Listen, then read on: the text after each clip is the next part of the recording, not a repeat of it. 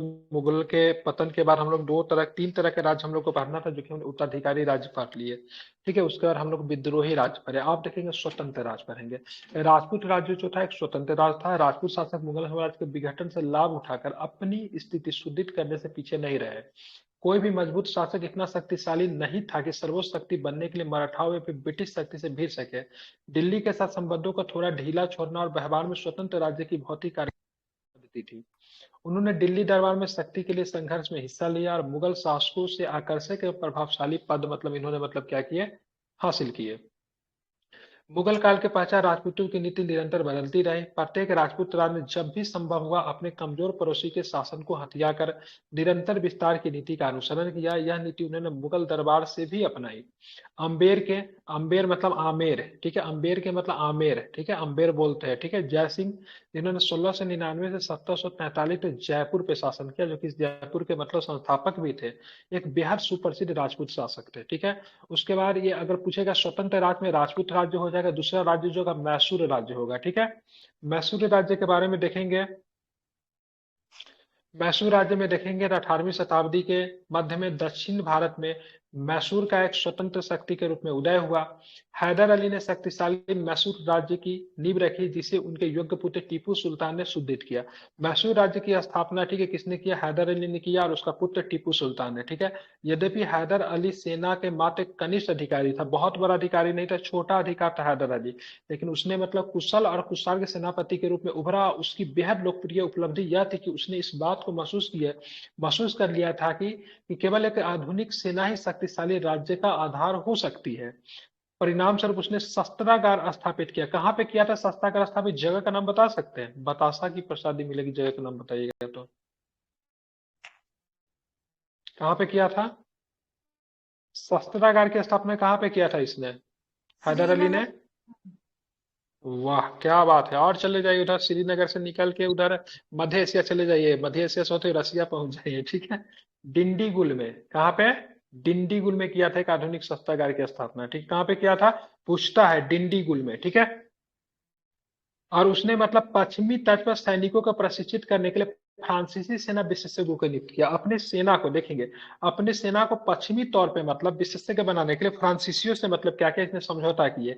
इसलिए आगे भी देखेंगे, आगे भी इनका संबंध जो था फ्रांसीसियों के साथ अच्छा रहेगा।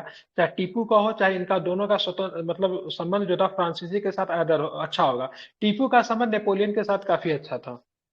जल्द ही 1761 में मैसूर सिंहासन के पीछे एक वास्तविक शक्ति मंत्री नंज नंज नंजराज को उखाड़ फेंकने में सफल हो गया।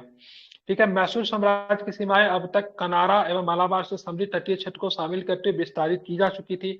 हैदर अली एक सच्चा विस्तारवादी को क्षेत्र में सैन्य शक्तियों मराठा, हैदराबाद और अंग्रेजों से भी भिड़ना चाहता था। 1769 में मद्रास के निकट हैदर अली ने अंग्रेजों को करारी शिकस्त दी। ठीक है, लेकिन द्वितीय आंग्ल मैसूर युद्ध, ठीक है, सेकेंड एंग्लो, ठीक है, क्या बोलते हैं, मैसूर वार, कब से कब तक चला था ये? बता सकते हैं साल? 1780 से लेके 1784 तक। ठीक है, इसी के बीच में कोटोनवा की लड़ाई होती है। कोटोनवा की लड़ाई कब हुई? कोटोनवा की लड़ाई 1781 में। कब होती है? 1781 में। ठीक है, और 1784 में किसकी? 1784 में युद्ध समाप्त होगा, लेकिन 1782 में क्या होता है, तो हैदर की मृत्यु हो जाती है। तो दूसरा अंगल मैसूर युद्ध में दो युद्ध के नेता होंगे। ठीक है, एक कौन हो जाएंगे? 1780 से लेकर 1782 तक हैदर, और 1782 से लेकर 1784 तक कौन होगा? तो 1784 तक कौन होगा? टीपू। ठीक है, तो बिल्कुल हैदर के पश्चात उसका भी टीपू सुल्तान बना। उसने अपने पिता की नीतियों को भी आगे बढ़ाया। आप चलेंगे केरल।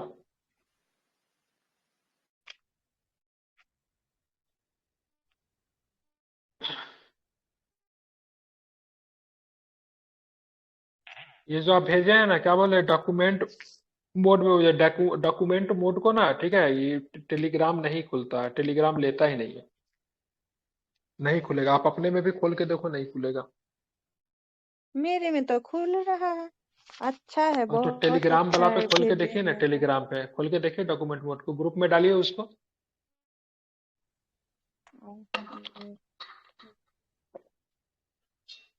खुला। दूसरा आदमी को बोले खुलने के लिए, खुलेगा नहीं, खुलेगा किसी से। मेरे में तो तीसरा खुल। राज्य जो होगा, ठीक है, तीसरा राज्य जो केरल होगा। केरल तीन राज्यों कोच्चिन, त्रावणकोर और कालीकट के निकट से मिलकर वर्तमान केरल का निर्माण, कौन कौन राज्य था? कोच्चिन था, त्रावणकोर था और कालीकट को मिलाकर वर्तमान में केरल राज्य का निर्माण किया। बड़ी संख्या में मुखियाओं एवं राजाओं के क्षेत्रों को 1763 ईस्वी तक राज्यों में शामिल कर लिया गया। लेकिन मैसूर का विस्तार केरल के अस्तित्व को लेकर विध्वंसक सिद्ध हुआ। केरल हैदर अली ने केरल पर 1766 में आक्रमण किया और मालाबार एवं कालीकट को, ठीक है, मैसूर में मिला लिया। त्रावणकोर दूर दूर सॉरी त्रावणकोर सुदूर दक्षिणी राज्य और तब तक बेहद महत्वपूर्ण राज्य हो गया को छोड़ दिया गया। त्रावणकोर ने 1729 के पश्चात महत्व हासिल किया और इसके राजा मार्तंड वर्मा, ठीक है, त्रावणकोर का राजा मार्तंड वर्मा थे। यहाँ से प्रश्न पूछता है, ध्यान में रखें, मार्तंड वर्मा कहाँ के राजा थे? त्रावणकोर के राजा थे। पश्चिमी तट पर प्रशिक्षित और आधुनिक हथियारों से सुसज्जित, शक्तिशाली और आधुनिक सेना की मदद से अपने राज्य का विस्तार किया। डच को केरल से बाहर कर दिया। ठीक है, ये पूछता है, ठीक है, केरल के किस राजा ने, त्रावणकोर के किस राजा ने डचों को पराजित करवाया था? तो राजा मार्तंड वर्मा, ठीक है, ध्यान में रखिएगा, यही प्रश्न यहाँ से बनता है, ठीक है। और सामंती प्रमुखों को दबा दिया। मार्तांड वर्मा की दृष्टि विस्तार करने की नीति से आगे अपने राज्य का विकास करना, सिंचाई एवं परिवहन तथा संचार की व्यवस्था करना था। उसके उत्तराधिकारी राजा रवि वर्मा हुआ, जो कि बेहद सृजनात्मक एवं विद्वान था, ठीक है। सॉरी, उत्तराधिकारी राम वर्मा हुआ, रवि वर्मा नहीं, राम वर्मा हुआ, ठीक है। ने पश्चिमी ज्ञान को शामिल कर त्रिवेंद्रम को राजधानी को ज्ञान एवं कला का केंद्र बनाया, ठीक है। यही त्रावणकोर राज्य का एक चित्रकार हुआ करता था, जिसका नाम था क्या? राजा रवि वर्मा, ठीक है। ये कोई राजा नहीं था, बस उसको राजा की उपाधि थी, ठीक है। इसने एक चित्र बनाया था, कौन सी थी? हंस और दमयंती का चित्र बनाया था, ठीक है, ध्यान में रखेंगे। समझ गए? आप देखें कुछ प्रशस्ति, नवीन राज, क्या? रवि वर्मा कोई प्रशस्ति का भी तो आविष्कार है।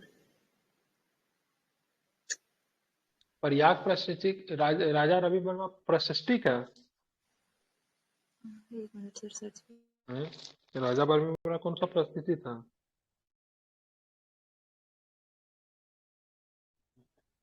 क्या पता, याद नहीं आ रहा। भाग वाला रवि कृति वाला जो रवि कृति होगा, ठीक है, राजा रवि वर्मा नहीं होगा। रवि कृति है, कौन प्रशस्ति लिखा हो? रवि कृति। प्रयाग प्रशस्ति। प्रयाग प्रशस्ति का किसका है? रवि कृति। प्रयाग प्रशस्ति रवि कृति। हरि सेन का है। हरि वो सेन का है वो तो हरि सेन का है। मतलब अरे उसका होगा पुल के सिंह द्वितीय वाला होगा रवि कीर्ति का, पुल के सिंह वाला होगा रवि कीर्ति का। फूल के सिंह द्वितीय जी सर। हाँ, पुल के सिंह वाला होगा रवि कीर्ति का, ठीक है। आप देखिए नवीन राज्य में देखेंगे मराठा राज्य, ठीक है, मराठा राज्य था, नवीन राज्य था। मराठाओं के पूरी तरह कुचलने से औरंगजेब की महत्वाकांक्षा पूरी नहीं हो सकी या मराठाओं ने 1707 में कलावधि के पश्चात मुगल साम्राज्य के अपक्षय में ठोस चुनौती प्रस्तुत की, ठीक है। अब औरंगजेब मारा गया, मराठा मजबूत हो जाता। औरंगजेब के मरने के बाद अब बहुत ही बुरी तरीके से मुगलों से मतलब बदला लेते हैं। यद्यपि एक ऐसी शक्तियों में से थे जो कि अखिल भारतीय शक्ति के तौर पर मुगलों का प्रतिस्थापित कर शक्ति शून्य को भर सकते थे। और मुगल जो गया तो सब लोग को क्या लग रहा था, मुगल के जगह पे मराठा जो थे उसके स्थान को ग्रहण कर लेगा, ठीक है। लेकिन कभी भी मराठा जो था मुगलों के स्थान नहीं ले सके। इसलिए एक संदर्भ में एक स्टेटमेंट भी कहा जाता है कि पानीपत के तृतीय युद्ध ने, ठीक है, पानीपत के तृतीय युद्ध ने ये फिक्स कर दिया कि भारत पे कौन शासन नहीं करेगा। भारत पे कौन शासन करेगा ये फिक्स नहीं किया, जबकि भारत पे कौन शासन नहीं करेगा ये फिक्स कर दिया पानीपत के तृतीय युद्ध। मराठा का राज्य जो था अटक से लेके कटक तक था, लेकिन फिर भी भारत के कभी भी वास्तविक मतलब शासक मतलब मराठे नहीं बन सके, ठीक है, समझ रहे हैं ना। क्योंकि मराठों में सबसे बड़ा दिक्कत क्या था, उनके अधीन अपने एकता का बहुत अधिक अभाव था और गैर प्रगतिशील विचारों एवं दृष्टिकोण के कारण ऐसा करने में विफल हो गए। जब तक मराठे में शिवाजी थे तब तक तो ठीक था, लेकिन शिवाजी के मरने के बाद उनके जो संस्थापक जो थे, मतलब सॉरी, उनके जो मतलब जो उत्तराधिकारी सब जो थे वो आपस में लड़ते रहे, चाहे साहू हो, क्योंकि शिवाजी का पोता था, ठीक है, ध्यान में रखेंगे। वो भी आगे चल के ताराबाई से लड़ेंगे। ताराबाई भी पहले मतलब काफी दिन तक मतलब संघर्ष करते रहे। साहू जो था शिवाजी का पोता जो था, जो कि 19 वर्षों तक सफान पूर्वक मुगलों की कैद में रहा, को 1707 में औरंगजेब की मृत्यु के बाद जल्द ही रिहा कर दिया गया। क्या? अटक से लेके कटक तक वो नहीं समझे विस्तार।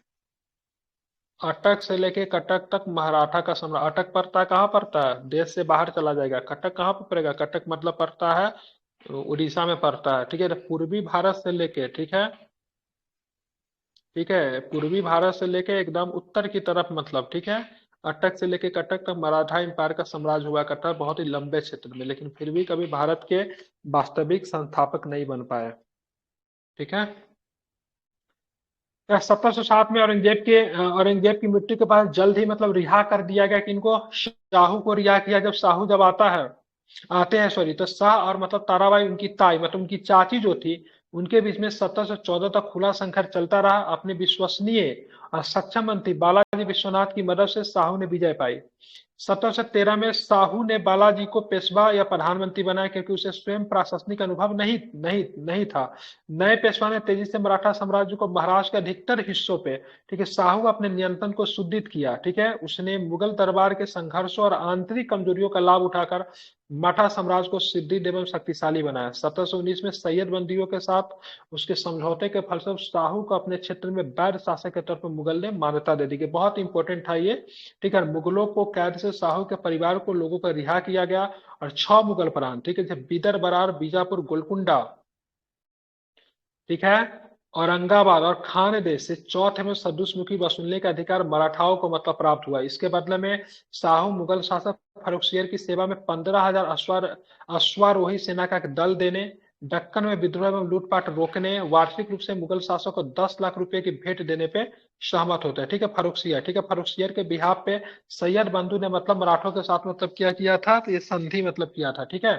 हालांकि बालाजी ने फर्रुखसियर को उखाड़ फेंकने में सैयद बंधुओं की मदद भी की, ठीक है। ध्यान में रखेंगे, सैयद बंधु जिसको किंग मेकर कहा जाता है, राजा को बनाता था, फिर राजा को हटा भी देता था, ठीक है। बालाजी विश्वनाथ पेशवा पद का बेहद शक्तिशाली हो गया। मराठा साम्राज्य के प्रभुत्वशाली विस्तारवादी राज्य का दर्जा दिया। अब बालाजी विश्वनाथ के बाद ही, मतलब, पेशवा का पद, मतलब, क्या होगा, वंशागुनत हो जाएगा, ठीक है। आपने बाजीराव मस्तानी फिल्म जो देखा था ना, जो उसमें जो, मतलब, जो एक्टर जो है बालाजी विश्वनाथ का ही, मतलब, क्या था, बेटा हुआ करता था, ठीक है, बेटा था, ठीक है। अब यहाँ पे देखिए बालाजी प्रथम अपने पिता, बालाजी प्रथम का रोल है, जो कि आपने देखा होगा, ठीक है, जो कि 17 या 18 लड़ाई कंटिन्यू, मतलब, जीतता है, ठीक है। तो बालाजी प्रथम जो था, अपने पिता बालाजी विश्वनाथ की मृत्यु के पश्चात 1720 में मात्र 20 वर्ष की आयु में पेशवा का पद संभाला, जिसके ऊपर बंसाली ने फिल्म भी बना दिया, ठीक है। बाजीराव मराठा शक्ति को, ठीक है, उल्लेखनीय रूप से, मतलब, विस्तारित करने में सफल रहे। उत्तर में उसने 1728 में मालवा और 1731 में गुजरात पर विजय प्राप्त की, और उसने बुंदेलखंड पे भी कब्जा किया। दक्कन में पालखेर में हैदराबाद के निजाम को पराजित किया और इन क्षेत्रों से राजस्व एकत्रित करने का अधिकार सुनिश्चित किए। 1733 में उसने जंजीरा के सिद्धियों के खिलाफ अभियान के नेतृत्व किया और उनके मुख्य भूमि से मार भगाया। बाजीराव ने, ठीक है, 1737 में दिल्ली पे छापा मारा। मुगल शासक ने निजाम की मदद करने को कहा, लेकिन निजाम को भोपाल के पास फिर से पराजित कर दिया गया और संपूर्ण मालवा, नर्मदा तथा चंबल के बीच के क्षेत्र बाजीराव को सौंपने को बाध्य किया गया। निजाम को मराठाओं को युद्ध की क्षतिपूर्ति भुगतान करने को कहा गया और दक्कन प्रांतों में चौथ एवं सदुष्मुखी वसूलने का अधिकार के अतिरिक्त अनुदान देने को भी बाध्य कहा गया, ठीक है। इस प्रकार 1740 तक जब बाजीराव की मृत्यु हुई, मराठा केवल क्षेत्रीय शक्ति नहीं रह गया, तब तो उन्होंने विस्तारवादी साम्राज्य का दर्जा प्राप्त कर लिया। बहुत बड़ा साम्राज्य, मतलब, मराठा बना दिया था बालाजी प्रथम के मृत्यु होने तक, ठीक है। 1720 में शासक बनता है बालाजी प्रथम, ठीक है, और 1740 में इसकी मृत्यु हो जाती है। जिस समय मृत्यु होती बहुत ही कम आयु होता है, ठीक है, ज्यादा आयु नहीं होता, 40-41 साल के ही, मतलब, उम्र होती है इनकी। अब उसके बाद शासक कौन, उनके बाद कौन, मतलब, बनेगा पेशवा, तो बालाजी बाजीराव बनता है। सबसे पहले बालाजी विश्वनाथ, उसके बाद बालाजी प्रथम, उसके बाद बालाजी बाजीराव, जिनको नाना साहब के नाम से भी जानते हैं। 1740 में पेशवा बने और 1761 तक उन्होंने शासन किया। अपने पिता के सही उत्तराधिकारी सिद्ध हुए। 1749 में राजा शाहू की मृत्यु के पश्चात बालाजी बाजीराव मराठा राज्य के वास्तविक और व्यवहारिक शासक बन गए, ठीक है। ध्यान में रखेंगे, उन्होंने पूना पेशवा का मुख्यालय में सरकार को हस्तांतरित किया। मराठा शक्ति का विस्तार तीसरे पेशवा के अंतर्गत निरंतर जारी रहता है, ठीक है। बालाजी राव के अंतर्गत मराठा शक्ति ने मालवा, गुजरात और बुंदेलखंड के क्षेत्रों पर नियंत्रण करके मध्य भारत में नियंत्रित कर लिया। दक्षिणी भारत में पारस्परिक रूप से आसानी से नियंत्रण कर लिया गया। ठीक है, बालाजी के नेतृत्व में मराठा शक्ति ने उत्तर भारत की ओर कूच किया और दिल्ली दरबार में मराठा प्रभाव को स्थापित कर दिया। आप चलेंगे, इमाद उल मुल्क को मराठाओं के मौन समर्थन से मुगल दरबार में वजीर बना दिया गया और वास्तव में मुगल सिंहासन के पीछे शक्ति बन गए थे। मराठा मुगल साम्राज्य के पीछे एक शक्ति का केंद्र बन गया। बालाजी बाजीराव ने जल्द ही पंजाब को भी अपने नियंत्रण में कर लिया, जिस पर उस समय अहमद शाह अब्दाली का सहायक शासन कर रहा था, जिसने 1761 में पानीपत के तृतीय युद्ध में, ठीक है, पराजित किया था। ठीक है, इसके परिणाम स्वरूप मराठा और अफगानों के बीच झगड़े का जन्म हुआ और 1761 में पानीपत के युद्ध के रूप में अपनी पराकाष्ठा पे पहुंच गया। ठीक है, 14 जनवरी 1761 को पानीपत का युद्ध होता है। दोनों सेनाएं ऐतिहासिक स्थल पानीपत के एक दूसरे के सामने खड़ी हो गई। मराठा सेना अफगान की सेना के सामने कोई मुकाबला नहीं था। ठीक है, क्योंकि बहुत बड़ा था मराठा सेना, लेकिन जैसा अफगानी सेना पश्चिमी तट पे प्रशिक्षित थी, ठीक है, सेनापति विश्वास राव जो कि पेशवा का छोटा सेनापति जो था, विश्वास राव जो था, जो कि पेशवा का छोटा भाई था। ठीक है, यही से सेनापति बनाया गया, लेकिन ये लड़का था, 14-15 साल का बच्चा था। ठीक है, लेकिन नेता बनाकर इसी को भेजा गया। लेकिन नेतृत्व कौन कर रहा था? नेतृत्व कर रहा था सदाशिवराव भाव, ठीक है, जो कि पेशवा का चचेरा भाई था। शहीद युद्ध भूमि में लगभग 28,000 मराठे मतलब मारे गए। पेशवा करारी हार की खबर सुनकर खुद ही मतलब काफी समय तक जीवित नहीं रह पाया। ठीक है, और पेशवा की भी मतलब क्या हो जाती है? मृत्यु हो जाती है। ठीक है, इसके ऊपर भी मूवी बन गया है। ठीक है, आप लोगों ने देखा होगा, जिसमें अर्जुन कपूर ने किसका रोल किया है? तो सदाशिवराव का भाव का रोल अर्जुन कपूर ने किया। फिल्म का नाम क्या है? पानीपत ही नाम है शायद फिल्म का नाम। पानीपत ही नाम है। हाँ ठीक है, तो देखेंगे तो उसमें बहुत कुछ अच्छे से दिखाया है। ठीक है, पानीपत का युद्ध नकारात्मक रूप से निर्णायक रहा। पानीपत के युद्ध में पराजय मराठों के लिए विध्वंसक साबित हुई, जिसने उसने अखिल भारतीय साम्राज्य के सपना को चकनाचूर कर दिया। मतलब अखिल भारतीय साम्राज्य बनाना था, उसके सपना को चकनाचूर कर दिया गया। जैसा कि वो अपनी सेना के मुख्य लोगों के साथ साथ राजनीतिक प्रतिष्ठा भी खो चुके थे। ऐसा प्रतीत हुआ कि साम्राज्य अहमद शाह अब्दाली की गिरफ्त में आ चुका है। लेकिन इसी समय उसने मुलाजिमों ने 2 वर्षों से बकाया वेतन न मिलने के कारण बगावत कर दी और अब्दाली को मजबूरन अफगानिस्तान वापस लौटना पड़ा। ठीक है, अब अब्दाली जो था पूरे भारत में मतलब अधिकार करना चाहता था, लेकिन दिक्कत क्या था ना, अब्दाली जब यहाँ पे था भारत में, तो अफगानिस्तान में मतलब क्या था, पूरी तरीके से मतलब संघर्ष उत्पन्न हो गया था। अब्दाली ने सोचा से भारत के सत्ता अपनाने के चक्कर में मेरे हाथ से अफगानिस्तान निकल जाएगा। वो दौरे दौरे कहाँ गया? अफगानिस्तान भागा। इस प्रकार राजसी साम्राज्य ने अफगान एवं मराठा दोनों को नकार दिया। उत्तरी भारत में शक्ति शून्य पैदा हो गया, कोई शक्ति ही नहीं था, जिसे विभिन्न साम्राज्य आगामी 4 दशकों तक भरने का व्यर्थ प्रयास करते थे। इस प्रकार पानीपत के तीसरे युद्ध ने यह निर्णय नहीं किया कि भारत पे कौन शासन करेगा, अपितु यह निर्णय किया कि कौन शासन नहीं करेगा। जो स्टेटमेंट आपको मैंने पहले भी बताया था। ठीक है, आप चलते युवा माधव राव। ठीक है, युवा माधव राव 1761 में चौथे पेशवा के रूप में मराठा के भविष्य को अपने योग्य मंत्री नाना फडणवीस, जिसको मराठा का मैकियावेली के नाम से जानते हैं, ठीक है, की सहायता से 11 वर्षों की छोटी समय अवधि तक संभालने में सफल रहा। 1771 में मराठाओं ने दिल्ली में शाह आलम को मुगल शासक बनाने में मदद भी की थी। ठीक है, तो 1765 में क्या हुआ था? 1765 में इलाहाबाद की संधि हुआ था और दिल्ली का शासक जो था शाह आलम, उसको दिल्ली के गद्दी से हटा दिया गया था। लेकिन फिर मराठों की शक्ति से शाह आलम जो था फिर से मतलब दिल्ली के गद्दी पर मतलब क्या होता, बैठ पाता। मुख्यतः किसने हेल्प किया था? नाना फडणवीस, महाजी सिंधिया के मदद से। ठीक है, लेकिन माधव राव, ठीक है, माधव राव की समय पूर्व मृत्यु ने फिर से असमंजस की स्थिति खड़ी कर दी और उत्तराधिकारी की लड़ाई ने पूना के केंद्रीय सत्ता को फिर से प्रभावित किया। पेशवा नियंत्रित मराठा 5 स्वतंत्र राज्य में था। ठीक है, बड़ौदा में मतलब गायकवाड़ जो था, जो कि पेशवा के अधीन आते थे। नागपुर में भोसले होते थे, इंदौर में होलकर होते थे, ग्वालियर में सिंधिया होते थे, पूना में पेशवा में विघटित हो गया। पूरा पेशवा साम्राज्य 5 राज्यों में क्या होगा? विघटित हो गया। इसमें सिंधिया और होलकर बेहद महत्वपूर्ण थे और महाजी सिंधिया बेहद मतलब मेधावी थे। ठीक है, बहुत चालाक थे महाजी सिंधिया। लेकिन दिल्ली का नियंत्रण प्राप्त करने में पश्चात उन्हें राजपूतों के साथ साथ अपने प्रतिस्पर्धी होलकर और नाना फडणवीस को भी पराजित किया और पूना की शक्ति प्राप्त कर ली। महाजी सिंधिया उसी समय मृत्यु 1794 में हुई, जब यह प्रतीत होने लगा कि अब वो साम्राज्य का निर्माण कर सकते हैं। महाजी की मृत्यु अपूरणीय क्षति थी और 1800 में नाना फडणवीस की मृत्यु के साथ मराठा साम्राज्य पुनर्जीवित होने के सारी संभावनाएं मतलब क्या होती है? समाप्त हो जाती है। उसके बाद 1802 में देखेंगे बसिन की संधि होगी और मराठा को पूरी तरीके से मतलब क्या किया जाएगा, ब्रिटिश में मतलब क्या किया जाएगा, मिला लिया जाएगा। ठीक है, ध्यान में रखें। आगे चल के हम लोग जाट राज पढ़ेंगे। जाट में हम लोग सिख राज्य को भी हम लोग पढ़ेंगे। ठीक है, उसके बाद रोहिला पढ़ेंगे और रोहिला के बाद थोड़ा सा मतलब और कॉन्सेप्ट को देखेंगे, उसके बाद आपका ये चैप्टर समाप्त होगा। ठीक है, इसमें बहुत सारा फैक्ट है, तो आप इसको पढ़ कर आएंगे तो ही आपको समझ में आएगा, नहीं तो कहानी की तरह सुनेंगे तो कहानी तो समझ में आ जाएगा लेकिन तारीख वगैरह भूल जाएंगे। लेकिन कोई दिक्कत नहीं, तारीख नहीं भी याद है तो कोई दिक्कत नहीं, तारीख हमको आपको याद करवा देंगे। तारीख याद करना बहुत ज्यादा टफ नहीं है, सारा तारीख नहीं याद करना है लेकिन कुछ कुछ महत्वपूर्ण तारीख आपको याद करना, बाकी स्टोरी वगैरह आपको क्या रहना चाहिए, पता रहना चाहिए। ठीक है, ठीक है, तो कल की क्लास में मिलेंगे। कल भी 3 चीज को देखेंगे, करंट अफेयर्स देखेंगे, बिहार देखेंगे और इसको जल्दी से खत्म करेंगे इस चैप्टर को। उसके बाद हम लोग लक्ष्मीकांत का भी एक चैप्टर हम लोग को देखना है। ठीक है, दोपहर में ऑलरेडी आज एक